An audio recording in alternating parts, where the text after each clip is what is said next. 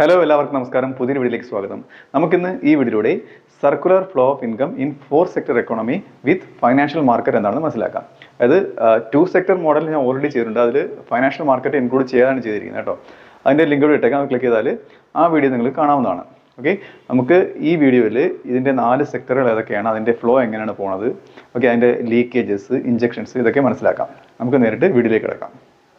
Circular flow of income in A 4 sector economy. ഇനി നമുക്കിതിലെ 4 സെക്ടറുകൾ ഏതൊക്കെയാണെന്ന് പരിചയപ്പെടാം. Circular flow of income in A 4 sector economy consist of house holds. House holds എന്ന് വെച്ചാൽ നമുക്കറിയാം നമ്മുടെ കുടുംബക്കാർ, വീട്ടുകാർ. ഓക്കെ, ആ വീട്ടിൽ നിന്ന് ലേബേഴ്സ് എവിടേക്ക് പോകുന്നു? ഫേംസിലേക്ക് തൊഴിൽ ചെയ്യാനായിട്ട് പോകുന്നു. അടുത്ത ഫേംസ് എന്ന് വെച്ചാൽ എന്താണ്? തൊഴിൽ കൊടുക്കുന്ന സ്ഥാപനങ്ങൾ. ഓക്കെ, എന്താണ്? കമ്പനികൾ. പിന്നെ ഗവൺമെൻറ്, അത് നമുക്കറിയാം. പിന്നെ ഫോറിൻ സെക്ടർ, വിദേശ സെക്ടർ, അത് എന്താണ്? ഇറക്കുമതി കയറ്റുമതി നടക്കുന്ന വിദേശ സെക്ടർ, വിദേശ രാജ്യങ്ങൾ. ഓക്കെ, അപ്പോൾ ഇങ്ങനെ 4 സെക്ടറാണ് ഇതിലുള്ളത്.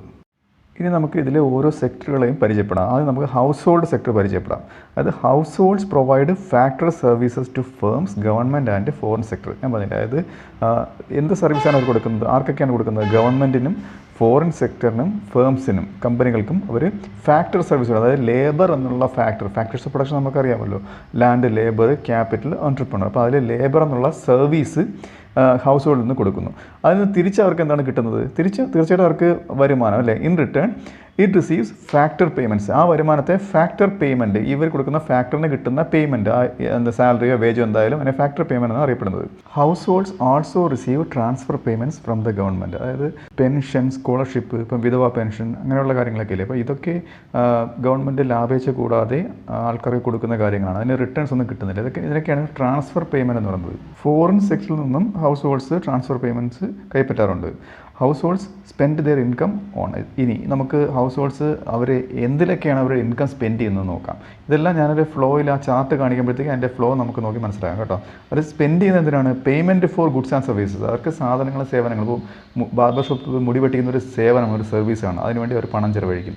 പിന്നെ കടയിൽ ചെന്ന് അല്പം പച്ചക്കറി മേടിക്കുന്നത് ഒരു ഗുഡ്സാണ്. അതിനുവേണ്ടി അവർ പണം ചിലവഴിക്കും. ഇങ്ങനെ സാധനങ്ങളും സേവനങ്ങളും മേടിക്കുന്നതിന് അവർ പണം ചിലവഴിക്കും.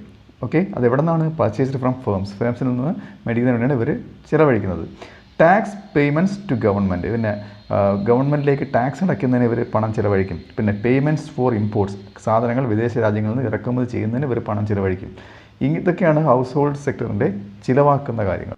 ഇനി നമുക്കിതിലെ ഫേംസിനെ പരിചയപ്പെടാം. Firms receive revenue from house holds, government and foreign sector for sale for their goods and services. അതായത് ഫേംസ് സാധനങ്ങളും സേവനങ്ങളും ഉണ്ടാക്കി അവർ വിറ്റിട്ട് ആർക്കൊക്കെ വിൽക്കും? അത് ഹൗസ് ഹോൾഡിന് വിൽക്കും, പിന്നെ ഗവൺമെൻറ് വിൽക്കും. മനസ്സിലായില്ലേ? അപ്പം ഈ ഹൗസ് ഹോൾഡിനും ഗവൺമെൻറ്റിലൊക്കെ ഈ സാധനങ്ങളും സേവനങ്ങളും വിൽക്കുമ്പോഴത്തേക്ക് അവർ ചിലവഴിക്കുന്ന പണം ആര് റിസീവ് ചെയ്യുന്നു? ഫേംസ് റിസീവ് ചെയ്യുന്നത്. മണി ഫ്ലോ ആണ്. അതെല്ലാം ഞാൻ ചാർട്ടിൽ കാണിക്കുന്നുണ്ട്. അപ്പോൾ firms also receive subsidies from the government. അപ്പം ഫേംസ് ഗവൺമെൻറ് കൊടുക്കുന്ന സബ്സിഡിയും റിസീവ് ചെയ്യുന്നുണ്ട്. സബ്സിഡി എന്ന് വെച്ചാൽ ടാക്സിൻ്റെ ഒരു റിഡംഷൻ, പിന്നെ എന്തെങ്കിലും ധനസഹായങ്ങൾ, ഇങ്ങനെ ഒരു ഉൽപ്പന്നത്തെ പ്രോത്സാഹിപ്പിക്കുന്നതിന് വേണ്ടി ഗവൺമെൻറ് ചെയ്യുന്ന കാര്യങ്ങളാണ് ഈ സബ്സിഡീസ് എന്ന് പറയുന്നത്. അപ്പോൾ അതൊക്കെ ഫേംസ് ഗവൺമെൻറ്റിൽ നിന്ന് റിസീവ് ചെയ്യുന്നുണ്ട് കേട്ടോ. അപ്പോൾ അതും ആ ഫ്ലോയിൽ വരുന്നുണ്ട്. Firms make payments for. ഇനി ഫേംസ് എന്തിനൊക്കെയാണ് പണം ചിലവഴിക്കുന്നത്? Factor services to households. ഹൗസ് ഹോൾഡിൽ നിന്നും ആൾക്കാർ വന്ന് ഫേംസിൽ ജോലി ചെയ്യുമ്പോഴത്തേക്ക് അവർക്ക് കൊടുക്കുന്ന സാലറി, വേജ്, അങ്ങനെ പണം ചിലവഴിക്കുന്നു. പിന്നെ ടാക്സസ് ടു ദ ഗവൺമെൻറ് എന്താണ്? കോർപ്പറേറ്റ് ടാക്സ് അടയ്ക്കേണ്ടത്. അപ്പം ആ ടാക്സ് അടയ്ക്കുന്നതിന് വേണ്ടിയിട്ട് പണം ചിലവഴിക്കുന്നു. പിന്നെ imports to the foreign sector, ഏതെങ്കിലും റോ മെറ്റീരിയൽസ് വിദേശ രാജ്യങ്ങളിൽ നിന്ന് ഇറക്കുമതി ചെയ്യുമ്പോഴത്തേക്ക് അതിന് വേണ്ടി പണം ചിലവഴിക്കുന്നു. ഇങ്ങനെയൊക്കെയാണ് ഫേംസ് മണി സ്പെൻഡ് ചെയ്യുന്നത്. ഇനി നമുക്ക് ഇതിൽ ഗവൺമെൻറ്റിൻ്റെ കാര്യം നോക്കാം. Government receives revenue from firms, house holds and the foreign sector. ഇത് മറ്റ് 3 സെക്ടറുകളിൽ നിന്നും ഗവൺമെൻറ് പണം റിസീവ് ചെയ്യുന്നുണ്ട്. എന്തിനു വേണ്ടിയിട്ടാണ്? For sale of goods and services.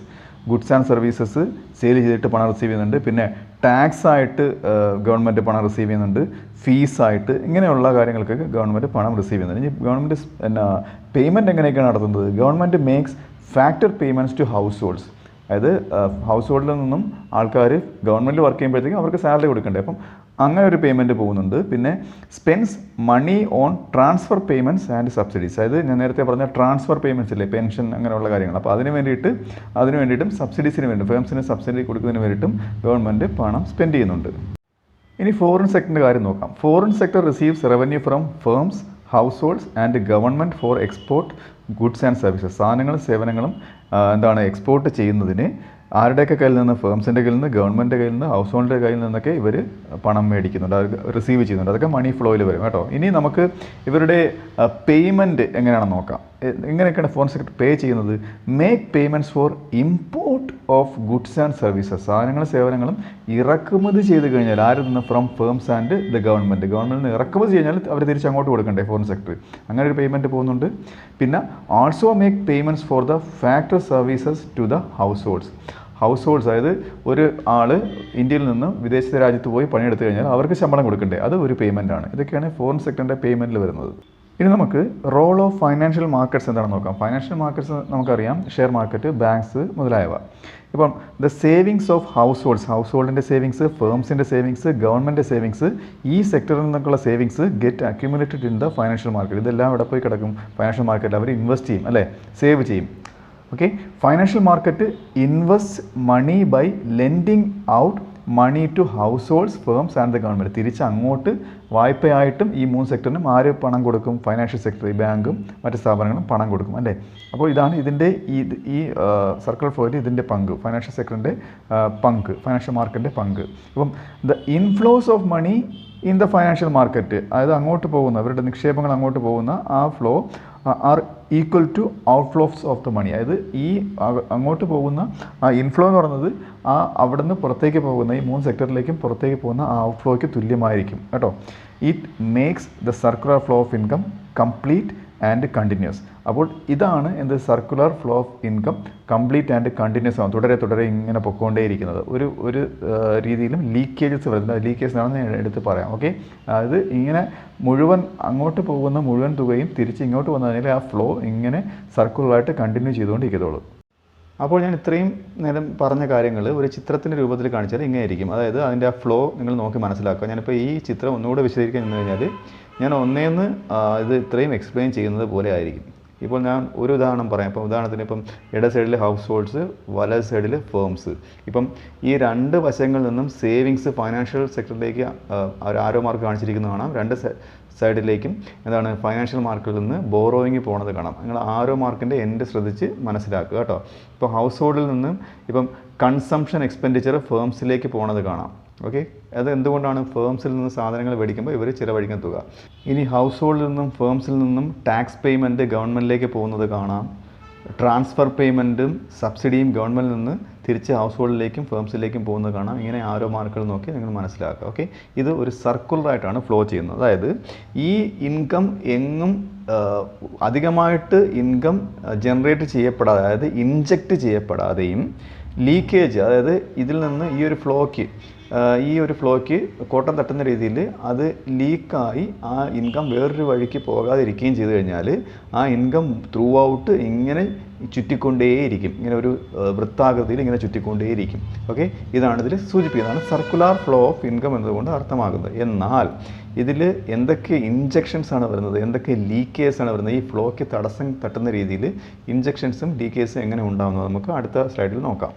ആദ്യം നമുക്ക് ലീക്കേജസ് നോക്കാം. Leakages refer to withdrawal of money from circular flow. അതായത് ഈ സർക്കുലർ ഫ്ലോ നിന്ന് കുറച്ച് മണി വിഡ്രോ ചെയ്താൽ, കുറച്ച് പിൻവലിച്ചാൽ അതാണ് ലീക്കേജ് എന്ന് പറയുന്നത്. അപ്പോൾ എപ്പോഴാണ് സംഭവിക്കുന്നത്? When households and firms save a part of their income. ഹൗസ് ഹോൾഡ്സോ ഫേംസോ അവരുടെ വരുമാനത്തിൽ നിന്ന് കിട്ടുന്ന ഒരു ഭാഗം സേവ് ചെയ്ത് കഴിഞ്ഞാൽ, ഈ ഫ്ലോയിലേക്ക് വിട്ടുകൊടുക്കാതെ സേവ് ചെയ്ത് കഴിഞ്ഞാൽ അതൊരു ലീക്കേജാണ്. അപ്പോൾ ഒന്നാമത്തെ leakage saving. Okay, then taxes. ഇപ്പം അവർ ടാക്സ് പേ ചെയ്ത് കഴിഞ്ഞാൽ അത് ഫ്ലോയിലേക്ക് എത്താതെ പോകുന്നു, അത് എന്താണ്? ഒരു ലീക്കേജാണ്. And imports are also leakages to the circular flow. പിന്നെ ഇമ്പോർട്ട് ചെയ്ത് കഴിഞ്ഞാൽ, ഇറക്കുമതി ചെയ്ത് കഴിഞ്ഞാൽ അതും ഒരു ലീക്കേജ് ആയിട്ടാണ് കണക്കാക്കുന്നത്. ഓക്കെ, ഇനി ഇതിൽ ഇൻജെക്ഷൻസ് എന്തൊക്കെയാണെന്ന് നോക്കാം. ഇൻജെക്ഷൻ റെഫേഴ്സ്, അതായത് അധികമായിട്ട് പണം എത്തുന്നത്. Injection refer to the introduction of income to the circular flow. അത് അധികമായിട്ട് ഇൻകം ഇൻട്രൊഡ്യൂസ് ചെയ്യപ്പെട്ടാൽ എങ്ങനെ? When households and firms borrow money from external sources. അതായത് എക്സ്റ്റേണൽ സോഴ്സസ്, ബാഹ്യമായിട്ടുള്ള സോഴ്സിൽ നിന്നും അവർ ഈ ഫ്ലോയിലേക്ക് ഇൻകം കൊണ്ടുവന്നു കഴിഞ്ഞാൽ, ഓക്കെ, ബോറോ ചെയ്ത് കഴിഞ്ഞാൽ എങ്ങനെ? ലൈക്ക് ഫൈനാൻഷ്യൽ ഇൻസ്റ്റിറ്റ്യൂഷൻസ്, അതായത് ഫൈനാൻഷ്യൽ ഇൻസ്റ്റിറ്റ്യൂഷനിൽ നിന്നോ ഒക്കെ പണം പിൻവലിച്ചു കഴിഞ്ഞാൽ അതൊരു ഇൻജെക്ഷനാണ്. പണം അവർ വിഡ്രോ ചെയ്ത് കഴിഞ്ഞാൽ. Okay, it adds to their income. അത് അവരുടെ അധികമായിട്ടുള്ള ഇൻകത്തിലേക്ക് ആഡ് ചെയ്യപ്പെടുന്നു. അതൊരു ഇഞ്ചക്ഷനായിട്ട് കണക്കാക്കുന്നു. ഓക്കെ.